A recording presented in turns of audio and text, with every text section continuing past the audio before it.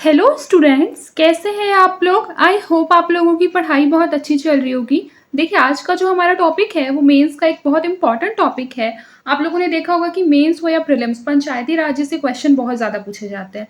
तो चलिए आइए शुरू करते हैं आज पंचायती राज्य।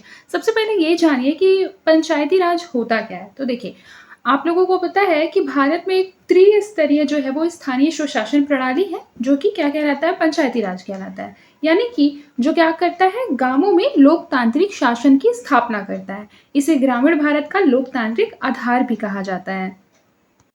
देखिए, पंचायती राज में क्या होता है ना कि जो ग्रामीण क्षेत्र होते हैं वहाँ पे जो जनता बेसिकली रहती है, वो जनता क्या करती है, प्रत्यक्ष या अप्रत्यक्ष रूप से अपने द्वारा मतलब मत देकर क्या करती है, प्रतिनिधि चुनती है। और उससे वे गांव का प्रशासन का संचालन जो है वही प्रतिनिधि करते हैं। बेसिकली जो है वो पंचायती राज का क्या उद्देश्य है, पंचायती राज का उद्देश्य है स्थानीय समस्याओं का समाधान स्थानीय स्तर पर ही करना। अगर इसकी संरचना की बात करें पंचायती राज की, तो आप लोगों को पता होगा कि पंचायती राज जो है वो त्रिस्तरीय संरचना है। पहला हो जाता है ग्राम स्तर, फिर दूसरा हो जाता है ब्लॉक स्तर, जिसे कि खंड स्तर भी बोलते हैं, और तीसरा हो जाता है जिला स्तर। तो ग्राम स्तर पर जो संस्था कार्य करती है उसे ग्राम पंचायत कहा जाता है, और जो ब्लॉक स्तर पर करती है उसे पंचायत समिति कहा जाता है, और जो जिला स्तर पर करती है उसे जिला परिषद कहा जाता है। और आप लोगों को पता होगा कि जो पंचायती राज की जो व्यवस्था है वो 73rd अमेंडमेंट एक्ट के द्वारा आया था। और कब से लागू हुआ था, 24 अप्रैल 1993 से। यही क्वेश्चन जो है अभी आप लोग अगर एडीओ का एग्जाम देकर आए होंगे तो उसमें सेम क्वेश्चन पूछा गया था। आगे चलिए अब थ्योरी पार्ट देख लेते हैं, उसमें क्या लिखा हुआ है। देखिए, जो पंचायती राज व्यवस्था है, आप लोगों को पता होगा कि संविधान सभा के द्वारा अगर बोला जाए, इसकी जो संरचना है पंचायती राज की, जो कहीं ना कहीं व्यवस्था है वो एक उदारवादी व्यवस्था है। उसका जो संरचना है उदारवादी रूप में है, और एक तरीके से देखा जाए तो इसमें समाजवादी के भी लक्षण दिखाई देते हैं। और तीसरा गांधीवादी, यानी गांधीवादी विचारधारा पर भी पंचायती राज आधारित है। फिर देखिए, संविधान में कौन से आर्टिकल में इसका उल्लेख किया गया है, तो आर्टिकल नंबर 40 में। ये क्वेश्चन भी जो है वो एडीओ की परीक्षा में पूछा गया था। फिर देखिए, पंचायतों का जो क्रियान्वयन है वो किस प्रकार से होता है, तो भारी औद्योगिकरण एवं सामुदायिक विकास कार्यक्रम। देखिए, यहाँ पे लिखा है बलवंत राय मेहता समिति। आप लोगों को पता होगा कि वर्तमान में जो पंचायती राज व्यवस्था है वो त्रिस्तरीय है, जिसका सुझाव किसने दिया था, बलवंत राय मेहता समिति ने दिया था। इसमें पैसी, ये तो मैंने पहले ही पढ़ाया, ठीक है। इसमें जो स्ट्रक्चर होता है, सबसे पहले होता है निचला स्तर ग्राम स्तर, फिर खंड स्तर होता है, फिर जनपद स्तर होता है। देखिए, जनता पार्टी सरकार अशोक मेहता समिति, अशोक मेहता समिति जब आई थी तो उस टाइम पे ये दो, उन्होंने बोला द्विस्तरीय संरचना। द्विस्तरीय में पहला हो जाएगा मंडल या खंड पंचायत, और दूसरा क्या हो जा रहा है, दूसरा हो जा रहा है जनपद पंचायत। जबकि बलवंत राय मेहता समिति जो थी, इन्होंने क्या किया था, 3 खंडों में बांटा था। अब देखिए, यहाँ इंपॉर्टेंट चीज जो यहाँ शायद इस नोट्स में नहीं लिखा गया है, लेकिन इसको आप नोट कर लीजिए। अशोक मेहता समिति जो है ये 1977 के टाइम पे गठित हुई थी, और जो बलवंत राय मेहता समिति है ये 1957 के टाइम पे गठित हुई थी। बेसिकली अशोक मेहता समिति को इसलिए लाया गया था क्योंकि उस टाइम पे क्या था ना कि ये जो पंचायती राज संस्था है वो विफल हो रहा था। तो उसके पीछे क्या कारण है, इन कारणों की जांच करने के लिए, ताकि जो है वो पंचायती राज व्यवस्थाओं को और मजबूत बनाया जा सके, सुदृढ़ बनाया जा सके, इसके लिए अशोक मेहता समिति का गठन किया गया था। और इसके जो अध्यक्ष थे इस समिति के थे वो थे अशोक मेहता, इसीलिए इसका जो नाम है वो है अशोक मेहता समिति, ठीक है। फिर देखिए, उसके पश्चात क्या हुआ ना, 1977 के पश्चात आया एलएम सिंघवी समिति। आप लोगों ने सुना भी होगा। सिंघवी समिति जो था वो 1986 के टाइम पे आए थे। तब जो है वो राजीव गांधी की सरकार थी, आप लोगों को पता होगा, ठीक है। भारत सरकार के द्वारा जो है उस टाइम पे एलएम सिंघवी समिति गठित की गई थी। इसके जो अध्यक्ष थे वो थे डॉक्टर लक्ष्मी मल्ल सिंघवी। देखिए, इसका जो मेन जो ऑब्जेक्टिव था वो था भारत में लोकतांत्रिक विकेंद्रीकरण और पंचायती राज संस्थाओं को प्रभावी बनाने के लिए सुझाव देना। अगर महत्वपूर्ण बिंदुओं की बात करें तो जो सिंघवी समिति की जो सिफारिश है उसने ही क्या किया था, 73वें संविधान संशोधन के मार्ग को प्रशस्त किया था। और आप लोगों को पता है कि जो 73वां संविधान संशोधन हुआ था वो 1992 में आया था। उस टाइम पे क्या हुआ था, उस टाइम पे पंचायती राज व्यवस्थाओं को क्या कर दिया था, एक संवैधानिक आधार जो है वो प्रदान कर दिया गया था। और एक और बात याद रखिएगा कि जो सिंघवी समिति है उसने ही क्या किया था, इस बात की सिफारिश की थी कि पंचायतों को अधिक वित्तीय एवं प्रशासनिक अधिकार दिए जाएं। ऐसा किसने बोला था? सिंघवी समिति ने। फिर देखिए उसके पश्चात क्या आया ना, एक बहुत महत्वपूर्ण समिति आया, पीके थुंगन समिति। ये आया सिंघवी समिति के पश्चात 1988 में। देखिए यहाँ पर आपका प्रीलिम्स का भी एक क्वेश्चन रेडी हो रहा है। इस तरीके के जो बेसिकली जो कमेटी होते हैं ना, उसका कब कब जो है वो गठन हुआ था, उसका कालक्रम व्यवस्थित करने के लिए एक तरह का क्वेश्चन आता है। आप लोगों ने देखा होगा एडीओ की परीक्षा में भी इस तरीके का एक क्वेश्चन आया था, प्रीलिम्स में भी पूछा जाता है। फिर देखिए इसमें क्या था कि अगर मान लीजिए आपका ये क्वेश्चन पूछ लेता है कि पंचायती राज से संबंधित जो समिति है उसमें कालक्रम व्यवस्थित करना है, तो सबसे पहले आ जाएगा बलवंत राय मेहता समिति 1957, फिर अशोक मेहता समिति 1992, फिर सिंघवी समिति 1986, फिर हो जाएगा पीके थुंगन समिति 1988। फिर देखिए 64वां संविधान संशोधन जो है वो बेसिकली इसी के लिए आया था कि पंचायती राज संस्था जो है उसको संवैधानिक दर्जा देने के लिए। परंतु उस टाइम पे क्या हुआ था ना कि ये जो है पारित तो हुआ था, ये जो नियम है संविधान संशोधन जो 64th है वो पारित तो हुआ था, लेकिन लोकसभा में पारित हुआ था, राज्यसभा में इसको अस्वीकृत कर दिया गया था। इस वजह से क्या हो गया था ना, ये हुआ था 1989 में और ये अस्वीकृत हो गया था राज्यसभा के द्वारा, इसलिए ये कानून नहीं बन पाया था, ये संविधान नहीं बन पाया था।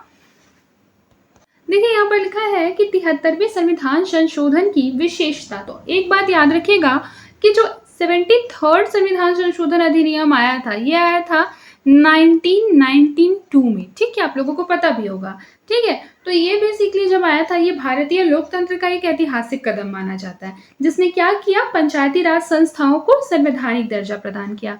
इस संशोधन ने ग्राम स्तर पर स्थानीय स्वशासन को मजबूती प्रदान की। अगर इसके और विशेषताओं की बात हम करें तो देखिए यहाँ पहला ही लिखा हुआ है त्रिस्तरात्मक जो है वो पंचायत। कैसे? तो इसमें क्या होता है, मैंने पहले ही आप लोगों को बताया, सबसे पहले ग्राम सभा, फिर खंड पंचायत या फिर जिसे आप बोल सकते हैं ग्राम पंचायत, और फिर उसके पश्चात है जनपद पंचायत, ठीक है, याद रखिएगा इस बात को। सॉरी, ये ग्राम सभा यहाँ पर बेसिकली एज के लिए लिखा गया है कि 18 वर्ष के लोग जो है वो वोट दे सकते हैं। सबसे पहले ग्राम पंचायत, फिर खंड पंचायत, फिर जनपद पंचायत। देखिए यहाँ लिखा है कि तीनों स्तर के सदस्यों का जो निर्वाचन होगा वो प्रत्यक्ष होगा, इसे नोट करना है। कैसा होगा? प्रत्यक्ष होगा, चाहे वो ग्राम पंचायत हो, चाहे वो खंड पंचायत हो या फिर जनपद पंचायत हो, इनका निर्वाचन जो होगा वो प्रत्यक्ष होगा। फिर देखिए पंचायत के खंड एवं जनपद स्तर पर सांसदों एवं विधायकों का प्रतिनिधित्व राज्य विधानसभा के द्वारा सुनिश्चित किया जाएगा। देखिए यहाँ क्या लिखा है, लोकतांत्रिक विकेंद्रीकरण, ठीक है, सेकंड हो जाएगा लोकतांत्रिक विकेंद्रीकरण। क्या आप लोग इसका मतलब समझते हैं? लोकतांत्रिक विकेंद्रीकरण क्या होता है? देखिए लोकतांत्रिक केंद्रीकरण का मतलब आप लोग जानते होंगे कि बेसिकली जो सत्ता है या फिर जो निर्णय लेने की शक्ति है वो क्या है, केंद्रीकृत है, मतलब एक ही जो है वो इंसान को मिला हुआ है, ठीक है, एक ही सत्ता को मिला हुआ है। लेकिन विकेंद्रीकरण का क्या अर्थ होता है कि जो सत्ता है या फिर निर्णय लेने का जो अधिकार है उसको ऊपर की सरकार से नीचे की जनता तक भी पहुंचाना, यानी उसमें केवल सरकार का ही रोल ना हो बल्कि आम जनता का भी रोल हो, ताकि जो लोग हैं वो अपने स्थान, मान लीजिए कि जहाँ पर भी वो रहते हैं या फिर गांव, शहर या इलाके की कुछ समस्याओं का जो समाधान है वो क्या कर सके, खुद से कर सके। देखिए अगर इसको आसान भाषा में समझे तो जब सरकार का सारा काम जो है वो केवल दिल्ली या फिर राज्य की राजधानी में ना होकर गांव-गांव या फिर शहर-शहर में छोटे स्थानीय प्रतिनिधित्व सब मिलकर करेंगे, जैसे मान लीजिए कि केवल कैबिनेट मिनिस्टर ही कार्य ना करे, उसके अतिरिक्त जो छोटे-छोटे मान लीजिए पार्षदों का जो होता है वो चुनाव होता है, पार्षद हो गए, महापौर हो गए, सरपंच हो गए, ठीक है, ये सारे लोग भी अगर अपने-अपने स्तर का जो है वो कार्य करेंगे तो उसे मतलब क्या बोलते हैं, उसे लोकतांत्रिक विकेंद्रीकरण कहते हैं, ठीक है। एक तो इससे सरकार का बोझ भी कम हो जाता है और दूसरा चीज ये कि सभी लोग अपने स्तर पर क्या कर सकते हैं, सहभागिता दे सकते हैं। जैसे इसको एक और एग्जाम्पल से अगर हम समझें तो मान लीजिए कि अगर आपके गांव में क्या है, सड़क खराब है, तो अब क्या करेंगे, आप दिल्ली जाकर मांग करेंगे कि मेरे गांव में सड़क बनवा दीजिए, मेरे गांव की सड़क खराब है। तो क्या होगा, इससे टाइम बहुत ज़्यादा लगेगा, ये तो काफ़ी ज़्यादा टाइम टेकिंग प्रोसेस हो जाएगा। लेकिन अगर गांव में ही एक ग्राम पंचायत हो जिससे कि क्या हो, चुने गए सरपंच और ग्राम सभा हो तो वही फैसला हो जाएगा और क्या होगी कि सड़क बनवानी है। अगर आप ग्राम पंचायत में बेसिकली जो सरपंच है उनको जाकर बोले कि सड़क बनवानी है, हमारे गांव में काम शुरू हो सकता है क्या, सड़क बहुत खराब हो गई है, तो सरपंच आपको क्या कहेंगे कि यथाशीघ्र हम इस पर कार्य करने का प्रयास करते हैं। तो इस तरीके से आपका जो काम है वो कम समय में होगा। इसे ही क्या कहते हैं, लोकतांत्रिक विकेंद्रीकरण कहते हैं। इसके कुछ बहुत ही महत्वपूर्ण लाभ हैं। क्या क्या लाभ आप समझ सकते हैं? देखिए, जनता की भागीदारी बढ़ती है, ठीक है, समस्याओं का हल जल्दी होता है, यानी कि टाइम टेकिंग कम है, ठीक है, मतलब कि इसमें क्या होता है, जो टाइम है वो कम लगता है। या फिर मान लीजिए कि स्थानीय जरूरतों के हिसाब से यहाँ काम होता है, ठीक है, और इसमें नेतृत्व करने का भी मौका मिलता है। जैसे आप लोगों ने देखा होगा कि इसमें जो महिलाएं हैं उनके लिए आरक्षण की व्यवस्था की गई है, कितनी है, 1/3। फिर जो मैंने पहले ही बताया था कि सरकार पर क्या होता है, बोझ कम होता है। अब देखिए, थोड़ा थ्योरी भी पढ़ लेते हैं। सबसे पहले क्या लिखा हुआ है कि पंचायती राज के द्वारा भारत में लोकतांत्रिक विकेंद्रीकरण किया गया। देखिए, मैंने अब बता दिया है कि लोकतांत्रिक विकेंद्रीकरण क्या होता है, तो अब आपको ये चीज जो है वो जल्दी समझ में आएगा। लोकतांत्रिक विकेंद्रीकरण क्या होता है कि जब सत्ता और फैसले की जो ताकत है उसको क्या करें, ऊपर से नीचे की ओर बांटा जाए। यानी कि पहले क्या हो जाए, पहले मान लीजिए राज्य स्तर पर हो जाए, फिर जिले स्तर पर हो जाए, या फिर ग्राम स्तर पे उसके बाद हो जाए, इस तरीके से बांटा जाए और जनता क्या करने लगे, अपने नेताओं को चुनकर स्थानीय स्तर पर स्वयं निर्णय ले सके। तो उसे क्या बोलते हैं, लोकतांत्रिक विकेंद्रीकरण कहते हैं। तो वही सेम चीज यहाँ लिखा है कि लिखा है भारत में लोकतांत्रिक विकेंद्रीकरण किया गया है, किसके द्वारा, पंचायती राज के द्वारा। सहभागी शासन के द्वारा स्वशासन स्थापित किया गया और ग्राम सभा के द्वारा व्यक्ति मतदाता से बढ़कर क्या हो गया, निर्णयकर्ता बन गया। यानी कि अब जो है वो सभी व्यक्तियों का क्या हो रहा है, निर्णय होता है पंचायती राज में। वो अपने ही द्वारा क्या करते हैं, अपने ही द्वारा नेताओं को चुनते हैं ताकि वे स्थानीय स्तर पर निर्णय ले सके। आगे देखिए, पंचायतों के द्वारा ग्राम सभा के माध्यम से प्रत्यक्ष एवं आधारभूत लोकतंत्र की जो है वो स्थापना किया गया। फिर है पंचायतों के द्वारा सहभागी लोकतंत्र को बढ़ावा दिया गया, क्योंकि ग्रामीण जनता के द्वारा गांव के विकास के लिए ग्राम सभा में निरंतर सहभागिता की गई। देखिए, ये सारे लाइंस बहुत ज्यादा इंपॉर्टेंट है। जो मैंने समझाया है वो समझने के दृष्टिकोण से सही है, लेकिन लिखना आपको बेसिकली इसी लैंग्वेज में है तक, क्योंकि देखिए आपका प्रीलिम्स में कितना भी मार्क्स आएगा, नोबडी केयर्स, ना तो कोई देखेगा, ठीक है, लेकिन आपको मेंस पे क्या करना है, काफी ज्यादा अच्छा लिखना है। तो उसके लिए क्या होनी चाहिए, आपके लिखने की जो शैली है वो काफी ज्यादा स्टैंडर्ड फॉर्म में होनी चाहिए। तो आपको बिल्कुल इसी तरीके के शब्दों का प्रयोग करना है। फिर देखिए, 73वें संविधान संशोधन के द्वारा पंचायत के तीनों स्तर के निर्वाचन के द्वारा लगभग 30 लाख जनप्रतिनिधियों की संख्या में वृद्धि हुई। क्या हुई, वृद्धि हुई। फिर आगे देखिए, पंचायतों का कार्यकाल। फर्स्ट हो जाएगा कि संविधान के अनुसार पंचायतों का जो कार्यकाल है वो 5 वर्ष का होगा और पंचायतों के निर्वाचन में भाग लेने की उम्र जो है वो कितनी है, 21 वर्ष है। कितनी है, 21 वर्ष। इसीलिए पंचायतों के द्वारा लोकतांत्रिक प्रक्रिया को सुदृढ़ किया गया है। यह लोकतंत्र की आरंभिक पाठशाला है। क्या है, लोकतंत्र की आरंभिक पाठशाला है। फिर देखिए, पंचायतों के भंग होने की स्थिति में पंचायतों के निर्वाचन होने चाहिए और निर्वाचन शेष कार्यकाल के लिए होगा। निर्वाचन किसके लिए होगा, शेष कार्यकाल के लिए।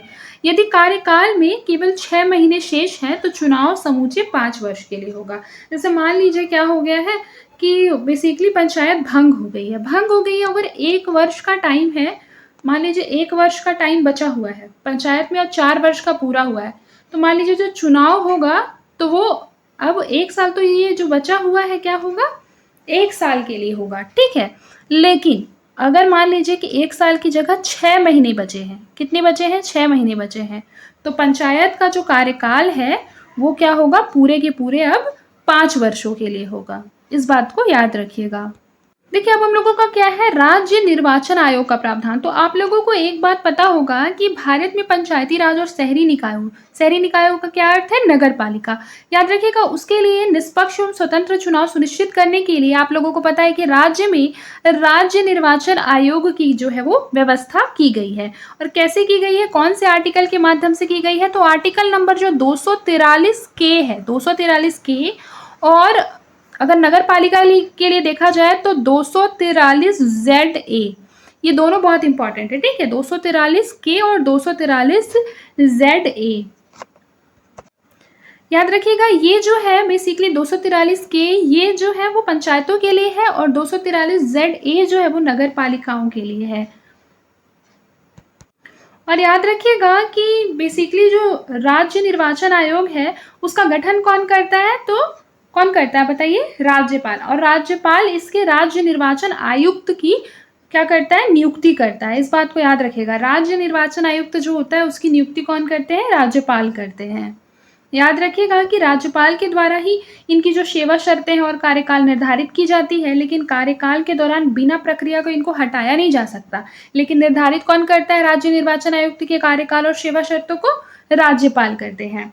लेकिन हटाने की प्रक्रिया याद रखिएगा राष्ट्रपति के द्वारा ही होती है, वही प्रक्रिया जो कि सुप्रीम कोर्ट के जज के लिए होती है। इतना जो है मोटा मोटी फैक्ट आपको याद रखना है। अब देखिए यहाँ क्या लिखा हुआ है, फर्स्ट पॉइंट है कि पंचायती राज के द्वारा राज्य निर्वाचन आयोग नामक नवीन संस्था की नींव रखी गई और राज्य निर्वाचन आयोग की नियुक्ति जो है वो राज्यपाल करता है। सेम वही चीजें लिखी हुई है जो मैंने बताया।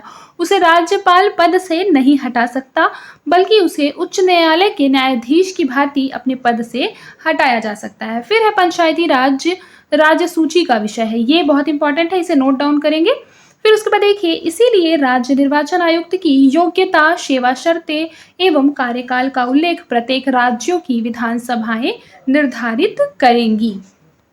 आगे देखिए, फिर है वित्तीय विकेंद्रीकरण। तो आप लोगों को पता है कि पंचायती राज के द्वारा पहली बार पंचायतों को कर आरोपित करने की शक्ति प्रदान की गई, परंतु इसकी अनुशंसा राज्य वित्त आयोग के द्वारा ही की जाएगी। किसके द्वारा की जाएगी, राज्य वित्त आयोग। याद रखिएगा कि राज्य वित्त आयोग के द्वारा राज्य के करों का राज्य एवं पंचायतों के बीच विभाजन के मानक को भी निर्धारित किया जाएगा। कौन निर्धारित करेगा राज्य के करों को, राज्य और पंचायतों के बीच के विभाजन को, राज्य वित्त आयोग। इस बात को याद रखिएगा। देखिए, अगर बेसिकली बात किया जाए राज्य वित्त आयोग का कार्य, तो याद रखिएगा राज्य करों का विभाजन करना, राज्य के करों का पंचायतों को हस्तांतरण करना, जो कि वित्त आयोग की अनुशंसा से होगा। फिर है राज्यों से प्राप्त अनुदान केंद्र द्वारा प्रायोजित योजनाओं द्वारा।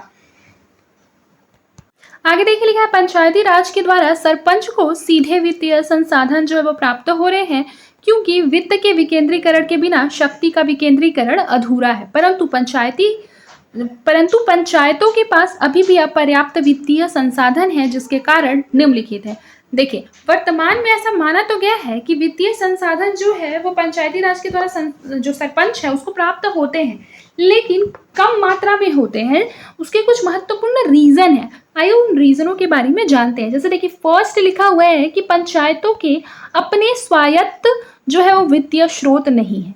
क्या नहीं है, अपने स्वायत्त यानी क्या होता है, अपना स्वयं का उनका कोई ऐसा वित्तीय स्रोत नहीं है। आगे देखिए, पंचायतों के ये हो गया है, वित्त आयोग की अनुशंसाओं को जानबूझकर अनदेखा किया जाता है। फिर है राज्यों के द्वारा पंचायतों को करों के आरोपित करने की शक्ति नहीं प्रदान की गई है। फिर देखिए, राज्यों के द्वारा पंचायतों को वित्तीय सहायता सही समय पर उपलब्ध नहीं हो पाती है। फिर आगे देखिए, निष्कर्ष में है वित्तीय विकेंद्रीकरण से आधारभूत लोकतंत्र सुदृढ़ हुआ है और पंचायतों के लिए अधिक वित्त की आवश्यकता के साथ वित्तीय अनियमितताओं या फिर भ्रष्टाचार को बंद करने के लिए सामाजिक अंकेक्षण जिसे बोलते हैं, क्या बोलते हैं, सोशल ऑडिटिंग बोलते हैं, उसको भी प्रभावी बनाने की आवश्यकता है।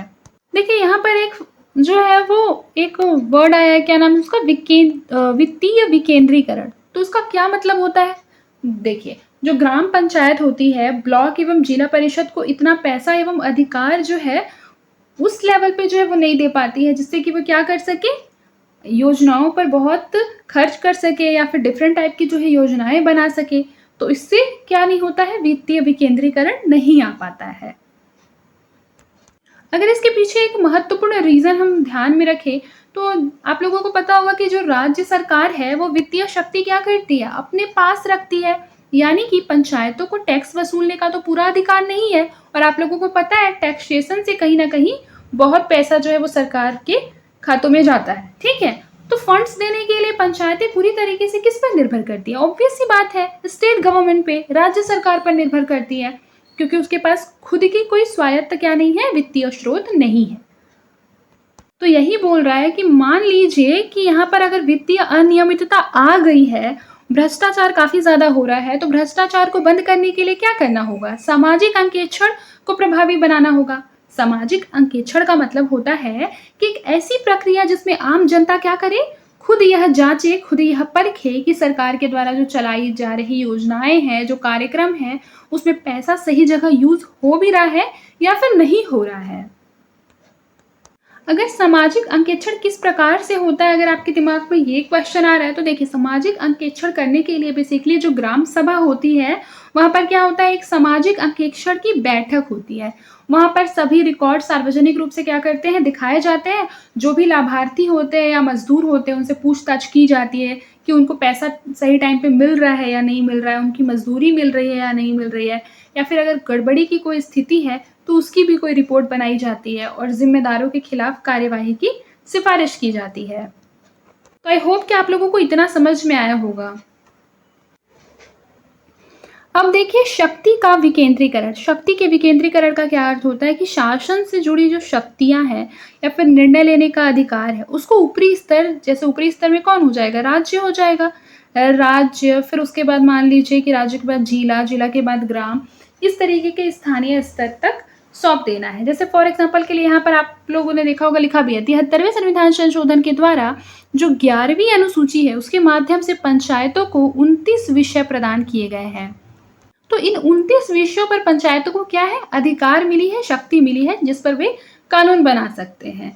जैसे इसमें देखिए लिखा है ग्रामीण विकास हो गया, कृषि पशुपालन हो गया, फिर है उद्यम हो गया, फिर उसके बाद है कल्याण एवं सामाजिक न्याय, जैसे कि आप लोग देख रहे होंगे यहाँ शिक्षा स्वास्थ्य है, फिर है माह प्रसूति सुविधा, उसके पश्चात है सॉरी ये मातृ प्रसूति सुविधा, फिर है गरीबी निवारण, फिर यहाँ पर देखिए लिखा है पानी, तालाब, सड़क, मछली पालन। ये सारी जो है विषय वो पंचायतों को दी गई है, इनको पंचायत संभाल सकती है।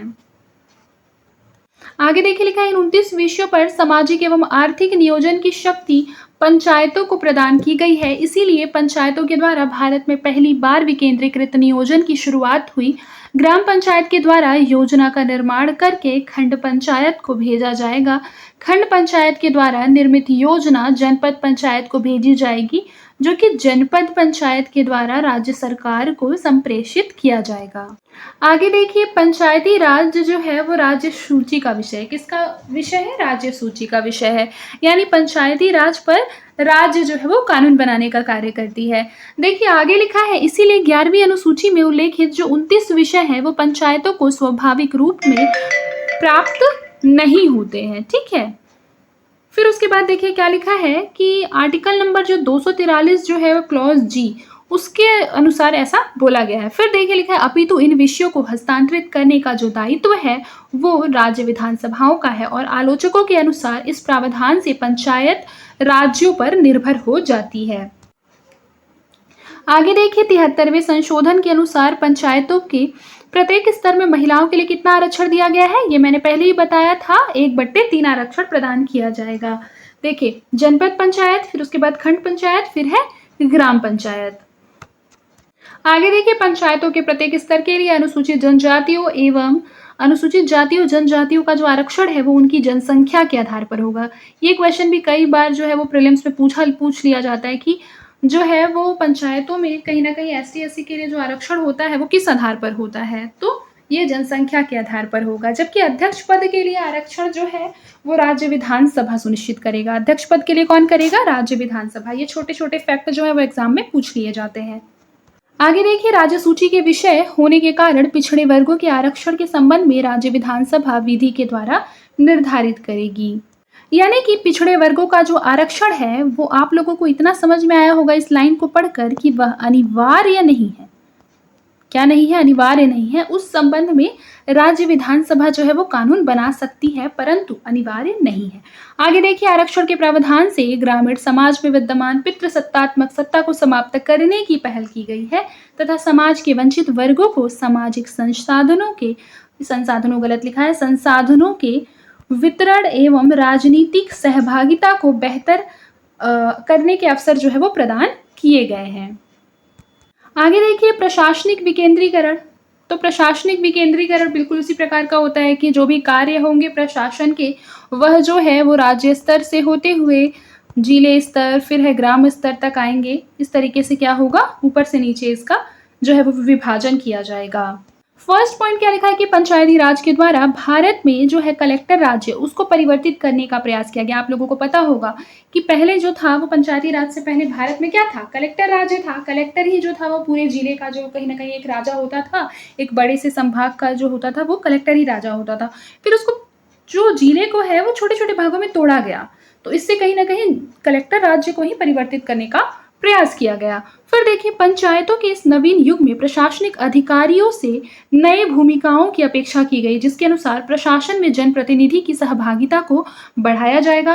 प्रशासन का दृष्टिकोण अब अनुन्यात्मक होना चाहिए, जिससे कि ग्रामीण विकास के लिए आम जनता की सहभागिता को भी प्रोत्साहित किया जा सके। आगे देखिए प्रशासन की प्रक्रियाओं के बजाय परिणाम उन्मुखी दृष्टिकोण को अपनाना चाहिए, जिससे कि ग्रामीण विकास के उद्देश्य को क्या करा सके, परिवर्तित किया जा सके। क्या किया जा सके, परिवर्तित किया जा सके। अब देखिए इसमें कुछ जो है वो दोष भी होंगे, कुछ खामियां भी होंगी, उनके बारे में भी जान लेते हैं। फर्स्ट पॉइंट लिखा है कि जो 73वां संविधान संशोधन हुआ था उसके द्वारा वित्त एवं शक्ति का विकेंद्रीकरण किया गया है, परंतु इसे क्रियान्वित करने के लिए तैनात प्रशासनिक अधिकारी हैं उन पर बेसिकली नियंत्रण ही नहीं है, मतलब पंचायतों का नियंत्रण उन पर नहीं है। एक तरीके से देखा जाए तो इसका जो क्रियान्वयन है वो सही तरीके से नहीं हो पा रहा है।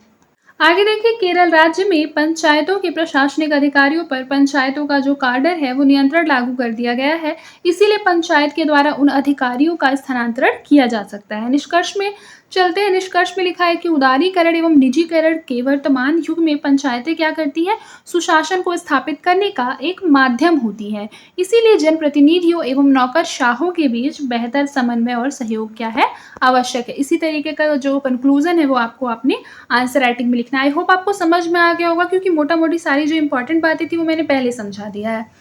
बाकी ये सारे जितने भी थ्योरी है वो आपके आंसर राइटिंग के लिए बहुत हेल्पफुल होंगे। देखिए पंचायती राज तो आपको अच्छे से समझ में आ गया होगा। एक इम्पॉर्टेंट चीज यहाँ पर आप लोग अभी पेशा के बारे में जानेंगे। याद रखिए पंचायती राज जो है वो भारत के संपूर्ण गांवों के लिए है, मतलब सभी गांवों के लिए है, लेकिन जो पेशा होता है ना वो बेसिकली उन क्षेत्रों के लिए होता है जो कि कैसे होता है, अनुसूचित जनजातीय क्षेत्र होते हैं। ठीक है, इसके बारे में हम लोग थोड़ा जान लेते हैं। जैसे देखिए पेशा का फुल फॉर्म हम लोगों को पता होना चाहिए, क्या है, Panchayati extension to the schedule areas. ठीक है, ये एक्ट जो है ये बहुत महत्वपूर्ण एक्ट है जो कि 1996 में जो है वो लाया गया था। इससे क्या है, अनुसूचित क्षेत्रों में पंचायतों का विस्तार अधिनियम, अगर हिंदी में कहें तो। इसका जो ऑब्जेक्टिव है वो समझ लेते हैं। इसका मेन ऑब्जेक्टिव है आदिवासी क्षेत्रों में रहने वाले लोगों को भी पंचायतों के माध्यम से स्वशासन का अधिकार देना एवं उनकी परंपराओं हो गए या फिर मान लीजिए संस्कृति हो गए, संसाधन हो गए, उसकी क्या करना, रक्षा करना। पैसा क्यों इम्पोर्टेंट था बताइए? तो आप लोगों को मैंने अभी जस्ट बताया कि जो 73वां संविधान संशोधन हुआ था वो भारत के सभी गांवों पर लागू था, लेकिन आदिवासी क्षेत्रों पर लागू नहीं था। जैसे आप लोगों को पता होगा 5th शेड्यूल में ये बात बोला गया है ना। अब बात देखिए यहाँ लिखा है 5वीं अनुसूची के अनुसूचित क्षेत्रों में। इस वजह से क्या हो गया था, ये बहुत इंपॉर्टेंट हो गया था। किसको बनाना, पेशा को बनाना। याद रखिएगा पेशा जो होता है अनुसूचित क्षेत्रों में लागू होता है, और उन अनुसूचित क्षेत्रों में किसके कौन कौन से राज्य में, तो छत्तीसगढ़, झारखंड, उड़ीसा, मध्य प्रदेश, महाराष्ट्र, राजस्थान, आंध्र प्रदेश, गुजरात, तेलंगाना, इसके जो अनुसूचित क्षेत्र है उन सब में पेशा लागू होता है। याद रखिए पेशा जो है वो संसद के द्वारा बनाया गया एक विशेष कानून है जो कि केवल और केवल आदिवासी क्षेत्रों पर लागू होता है। याद रखिएगा इस बात को।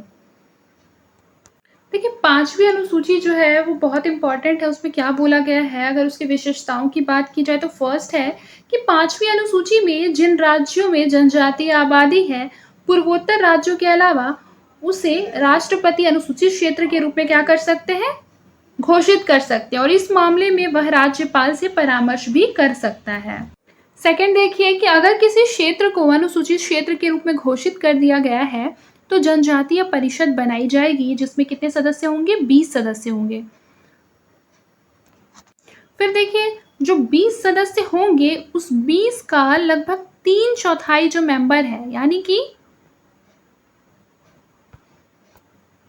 15 मेंबर। 15 मेंबर जो है वो राज्य विधानसभा के निर्वाचित सदस्य होंगे। कितने सदस्य? 15 सदस्य। 20 में से 15 सदस्य तो राज्य विधानसभा के हो गए। बाकी जो 5 सदस्य बचे उसको कौन मनोनीत करेगा? राज्यपाल मनोनीत करेगा, याद रखना है।